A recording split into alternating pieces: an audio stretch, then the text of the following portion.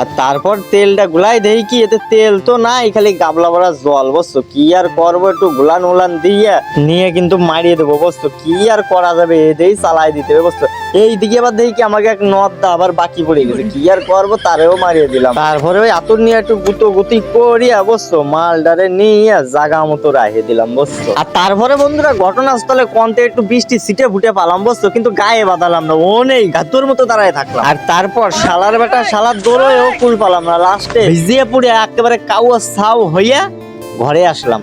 বাইপরও দেখো জামা টামা ভিজে একাকার অবস্থা, মানে সে যে কি একটা দুর্ঘটনা বন্ধু। তারপর ভাবলাম স্নান দিনান করে আইছি, যাই সাইডে খাইয়াছি। বসে তা দেই কি ঘটনাস্থলে বৃষ্টি এখনো কমে নাই। তারপর কি আর করবো, ঘরের ভিতর গাতু দিয়ে বসে থাকলাম। তা দেই কি 4টি বাজে, কি আর করবো বন্ধুরা, ঘটনাস্থলে যাই দেই কি বৃষ্টি এখনো পড়ছে। কি করে হবে?